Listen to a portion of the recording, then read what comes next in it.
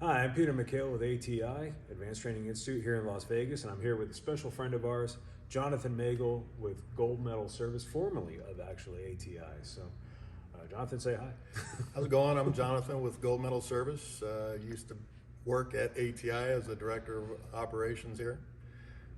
And Jonathan was actually, little known fact, one of the original founders of ATI back in 2002, right? 2002. So been over 20 years now, 21 years this year that ATI has been around doing this thing. And tell us why you decided you wanted to start a school. I mean, you were a technician before, you started a school. And what was the goal there? Why did you decide to do this? Well, I mean, in addition to being a technician, I also taught at the local community college for quite some time.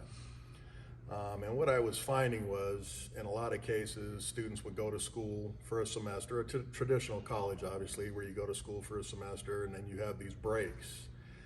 And what I found was that students that I had just taught would go on break and then they would come back for another class that I was teaching, and it was like I was having to reteach the same thing again, back to the basics.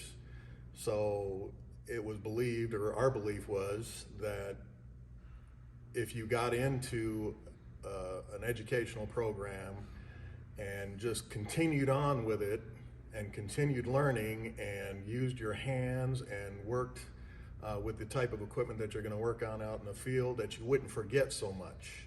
So the idea was get in, learn a lot, get out and apply what you've learned, and you don't have that learning, forgetting model that a traditional college has.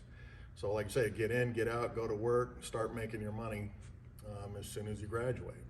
And continue learning. Obviously there's a learning process that needs to go on even after school. I mean, in the school we teach you what a compressor is, what gauges are, temperature pressure relationships, the science of air conditioning. But you can't simulate everything that's going to be out in the field, which is my job now, right? I take HEI graduates and I let them apply what they've learned in school. Okay, so I mean they're not going to come out as a full-fledged technician right out of school. I mean, they know what their gauges are, they know how to hook them up, they know what a meter is. They know what the components of an air conditioner is, or heat pump, or gas heating. But you can't, in a school setting, give them all that they're going to learn out in the field. I mean, there's millions of different types of units. You can't train to all of them, so you have to give them a general knowledge of how they work, and then once they're out in the field, they get to apply those things. And then with my help, they can become really good technicians. Now, a lot of people, I mean, you were probably one of the greatest technicians I've ever met. I mean, I know I might sound a little bit biased, but when you and I started working together, I quickly came to realize just how much you know, because anytime something was broken, didn't seem to matter what it was, whether it was plumbing, well, some electrical, whether it was the heater, the air conditioner, whatever, somehow you always seem to know how to fix whatever ails a building.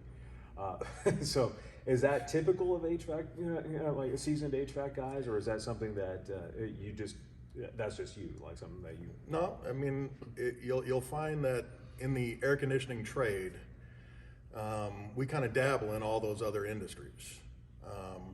Good example was, there was a study done, I can't remember who conducted the study, but they charged this large company something like $50,000 for a report. This company was spending millions of dollars on cross-training employees, taking a plumber and making him an HVAC technician, taking an electrician and making him a welder, a plumber. And then 3 days later, this analysis company came back with a report that basically said hire HVAC technicians. Okay, and the company was like, well, how's that going to fix our problem? Well, because we dabble in all those other trades. An electrician, may or may not know anything about plumbing. Water and electricity, he knows that doesn't mix, but can he weld a pipe? Probably not. HVAC technicians do that every day. Plumber, what does he know about a circuit breaker? Probably, he may have some general